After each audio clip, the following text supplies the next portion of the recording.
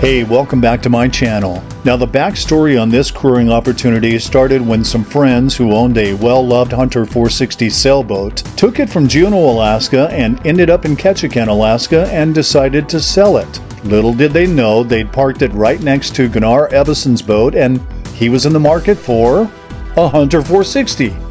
Fate is such a fickle thing. The deal was done and Gunnar asked if they knew anyone in Juneau with some passage-making experience and my name popped up. So my friends connected me with Gunnar and I contacted my friend Rick Edwards. Now on this trip you're going to meet my friend Rick Edwards, the skipper Gunnar Ebbeson, and Freya the Wonder Dog. Prior to the trip, Gunnar and I consulted the Predict Wind Oracle and saw that in the first week of August, a high-pressure system would set up in the Gulf of Alaska, churning out northerlies from 15 to 30 knots. Downwind sailing. Nearly a week of glorious downwind sailing. It's here just outside the Strait of Juan Fuca that we experienced wind gusts to 30 knots and saw boat speeds up to 8 knots plus. First, Rick and I flew from Juneau to Ketchikan. Aisle seat for me. Space in between Rick and I. You are in my exit row. And Rick on the exit row. I have to brief you, so can you pause your phone call? When we got to Ketchikan, we had to move all the gear and parts from Gunnar's other boat to the new boat, in effect loading 2 boats worth of gear onto one vessel. We didn't finish until about 8:30 that evening. Freya, say hi. Here's my buddy. Are you looking at the boats going by? Yeah. There's boats out there. Freya, the boat dog, she's a cutie. She's a good girl.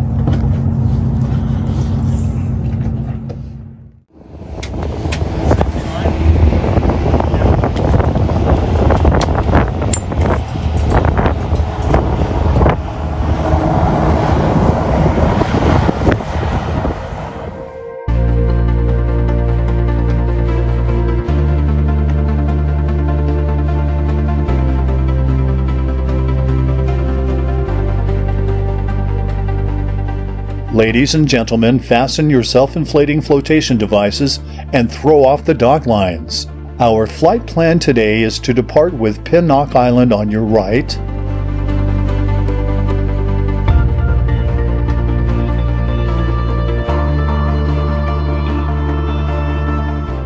passing Gravina Point also on your right,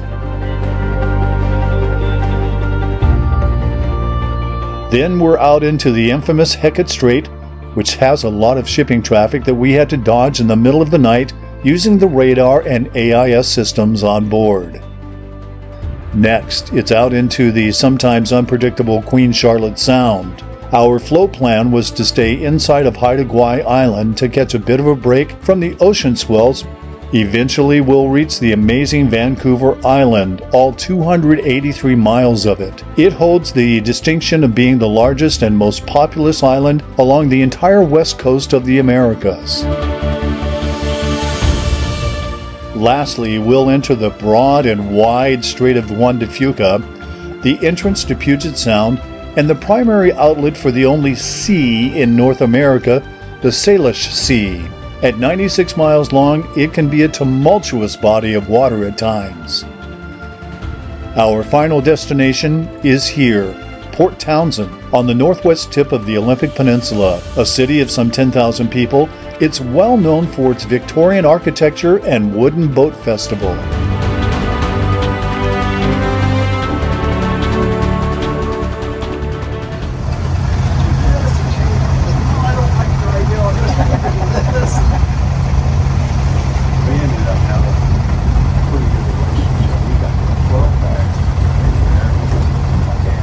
Gentlemen, how's the day going?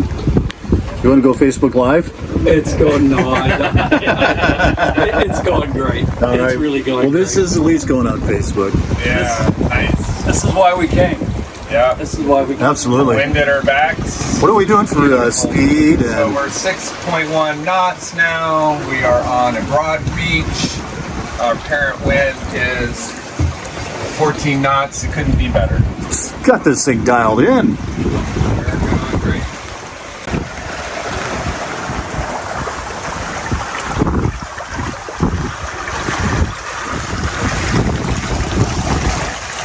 Oh, we had a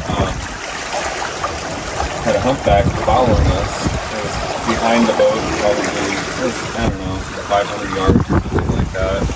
And it came up, and we never saw it. It just died. We never saw it.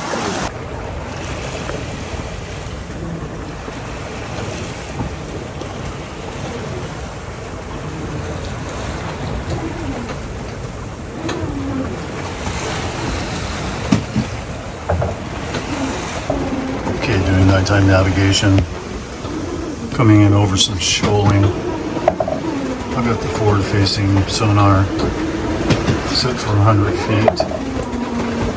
And right now we're at about 90 feet.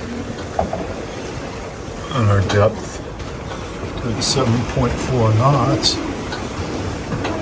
The wind off of our beam. Speed over ground is 7.4, and we've got 2 knots of current.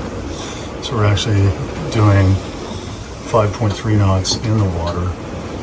But compared to the speed on the ground with the 2 knots of current behind us, we're doing 7.3. So I'm watching the bottom contour very carefully. As you can see here, I've got some buoys I got to go around to mark the mid-channel. So I'm watching this really carefully, and this will put us into the lee of Haida Gwaii. Hopefully we'll still have some good wind, but less waves. It's a little rolly, but it's not terrible. This is a big boat. She handles it well. Just a note, Hecate Strait is a shipping channel, so when coming from north to south, you want to hug the buoy that's right about here. We were under sail in the dark, and we nailed the rounding with help from Rick Edwards doing some spotting while I was on the helm. We rounded the buoy, hardened up the sails for the new direction. I went off watch, and Rick and Gunnar sailed through Hecate on one tack without having to touch the sails. Nailed it! Top of the morning to you from Queen Charlotte Sound and the sailboat Morning Magic. We are making about 7.5 knots on about 20 knots of wind. So the wind in the rigging feels like it's about 13 knots. I got my buddy Freya here. She's a tired girl. She had a stressful night last night. Sea state is roly-poly. I got a brace here for a second. Forecast was for 7-foot seas. They're rolling in now, coming off the ocean. So this is an ocean wind-driven wave, and the boat's handling it fine. It's got a super large autopilot on the helm, driving the boat. So we made about 130 miles in about 22 hours. So we're gonna have a 140-mile day, and I am totally geared. Life vest on, I got a whistle on, D-rings in case of I need to be hauled back onto the boat, which knock on wood won't happen. And we also snap on lanyards on slack lines as well. So in terms of speed, we got 14 knots of apparent wind, 7 knots of boat speed. And you can hear the ocean in the background. We got about 2 or 3 more days of this, and we'll be down in Port Townsend.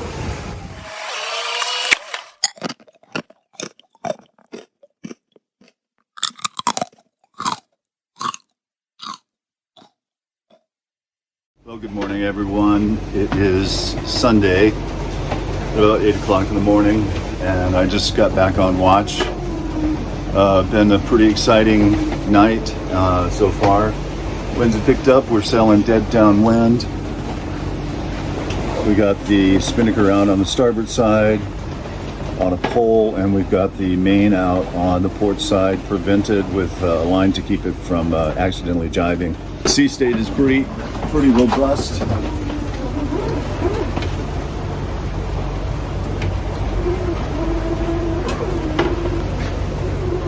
The autopilot's done a really good job of keeping up. Like I said, this is a robust autopilot. So everybody's doing well. Rick is down below asleep. He was on watch until 4 o'clock this morning. And Gunnar is, he just went off watch about 15 minutes ago. I had a little bit of breakfast. I'm gonna have some more breakfast. Breakfast of champions. So we've been watching AIS traffic on the chart plotter. And as we get closer to Seattle, we'll run into more traffic, so we'll be cognizant of that. So things are going well. I think we're all just a little bit tired. Sleep schedules are kind of off.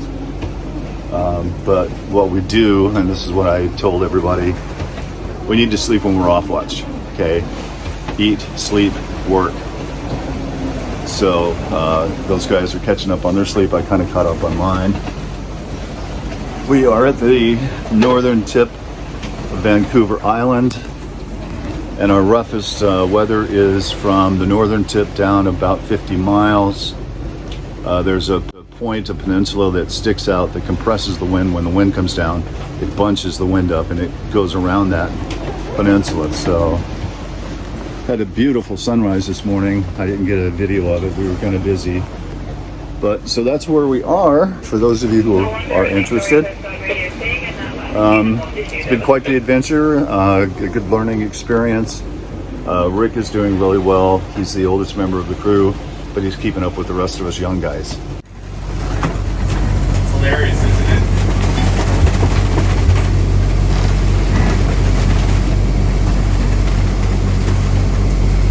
Good girl, Freya.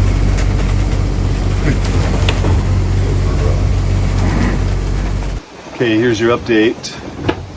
Sunday, this is about the windiest we've had so far. Forecast is for 17, maybe some gust up to 23. 17 will be fine. We are going on a deep reach. We got the pole out on the headsail and a preventer up on the mainsail. What happens at 17 knots is we go at about 8 knots of boat speed, so the apparent wind on the rig is only about 10 knots. With gusts to 23, you're looking at 15 knots of apparent pressure on the rig. So that's entirely doable. Sea state has come back up. Freya, say hi. Skipper's down below. Making dinner. A few moments later. Hey folks, we're having moose tonight. We're having moose tonight. Is there an extra knife over there? I put the butter knife right there. Thanks. Thanks to the skipper. This looks amazing. Good. Breakfast on day 4. Those are hand raised eggs from chickens from Rick's friend. Thick cut bacon. Eggs were sunny side up on a piece of toast. Chef Roger's in the house. We reheated the stew from last night. Stew is always better the second night. Got bowls and plates, and then I made a smoked Gouda spinach salad with avocados, tomatoes, smoked Gouda, pumpkin seeds, some sea salt. Lordy, what else did I put in here? I forget. Avocado. Very festive. Hey, good evening, boys and girls. Monday evening. It's my watch. It's about 8:15. We are now rigged for motoring. And basically, we got out of the shore about 40 miles. We jibed over and purposefully ran out of wind as we were making our way in a straight line toward the Strait of Juan to Fuca. And once we do, we start running into traffic here. We have some shipping lanes coming up that you can see on the iPad here. And we'll be passing through those, and I've done it before, so I know what to look for. These are AIS targets, and it's also a radar overlay. See the coloring on the chart there? That's the radar overlaid on the chart. And the radar also picks up the AIS targets. See if I can give you another target.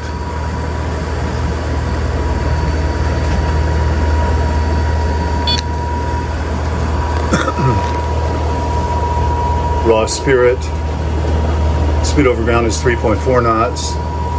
Our closest point of approach is 3.59 miles, and that'll be in 2 hours and 2 minutes. So I have to have my head on a swivel for those. I love this system. I don't like this interface because it's not a touchscreen. It's hard to navigate. Anyway, I've got my buddy Freya. And now that we're not sailing and in big water, she's calmed down quite a bit. So anyway, Rick and Gunnar will be on watch at midnight. We start passing into the Strait of Juan at about midnight. And one of the rules is if you're going to cross a shipping lane, you go perpendicular. You go straight through it. You don't linger in it. You go straight through it. You wait till the traffic is clear. You check your AIS to see on that course how close they're going to get to you. If it's, you know, plenty of room, then you go. If not, you don't. But anyway, there's a skill set here you have to learn. Should be in the Straits of Juan tonight by 2 o'clock, and then pulling into Port Townsend about 2 o'clock in the afternoon.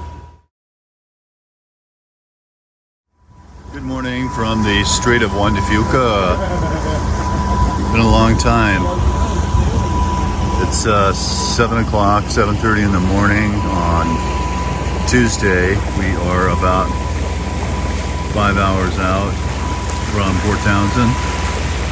I've forgotten how pretty this area really is. And up here on the foredeck with the head sail, we've got the lifeboat here and the inflatable life raft is up underneath that as well. That was one of my recommendations, is that we put it under the lifeboat. Probably not the best place to put it, but we've got a rigging knife here if we need to get this boat off the deck to get to the life raft. We're probably going to sleep on the boat tonight. He's got to get back to work tomorrow. He works online, strictly online, counseling people using the Starlink. And Rick and I might stay here Wednesday and head back on Thursday. I'd like to spend just part of a day on Wednesday exploring Port Townsend, maybe going out to dinner and looking at some of the historic buildings and stuff like that.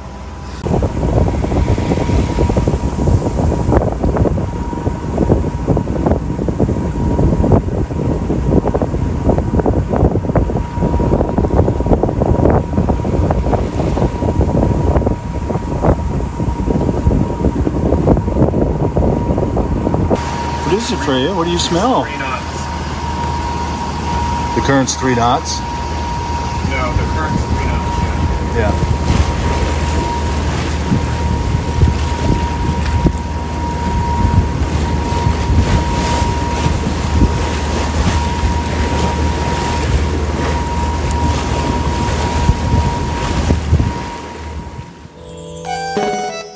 Finally, Port Townsend Harbor. After 5 days and nights on board, everyone was happy to be on shore, especially Freya the Wonder Dog. What are you doing, Freya, with your leash? Go get him. Beaches and he loves exploring.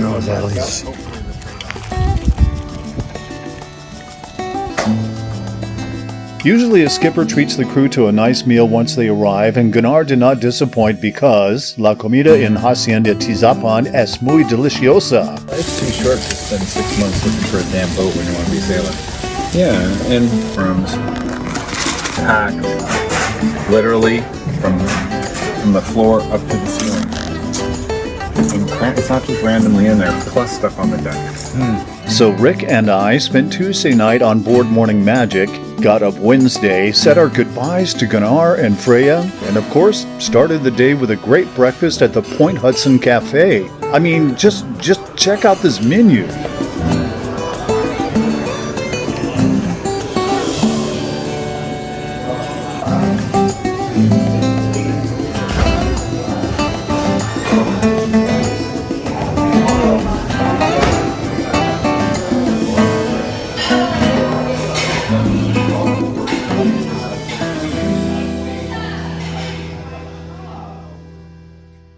Next, we toured the fabulous historic downtown area of Port Townsend, a town founded in 1851 that experienced a building boom in the 1880s of these wonderful Victorian buildings. Downtown Port Townsend. Oh my God, look at all the gift shops. Oh yeah. This is They all have gorgeous. gift shops. And there's a couple bookstores, and there's a couple ice cream places. And Yeah. there's even a frozen yogurt place.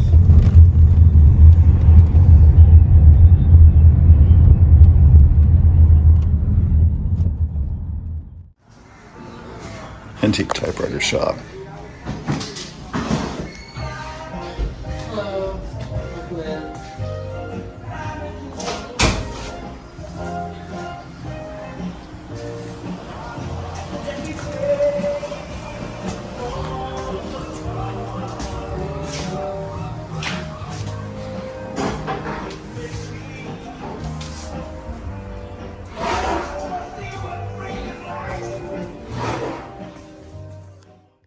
After breakfast and some shopping, we just had to visit the wooden boat school at the Northwest Maritime Center.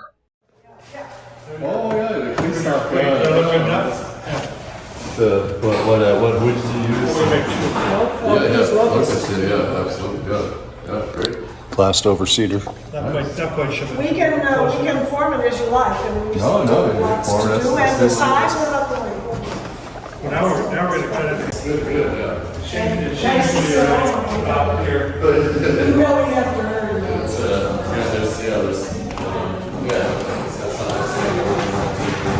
That was one of the limiting factors, materials. And we're going to do different blocks that are reshaping.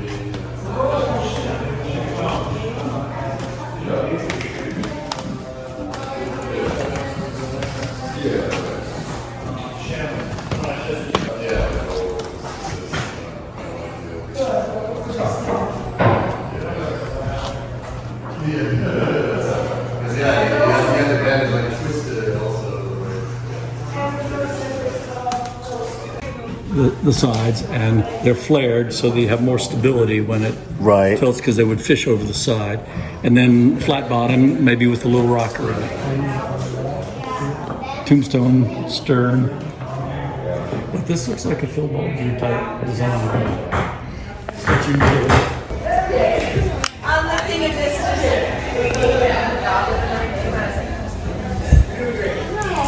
stepping off the boat. So this is I really hope you enjoyed watching this as much as we enjoyed this passage. If so, subscribe, like, and leave a comment. My next video is a trip from Astoria, Oregon to San Francisco on another Hunter 460 in 2022. Until then, sail fast and live slow.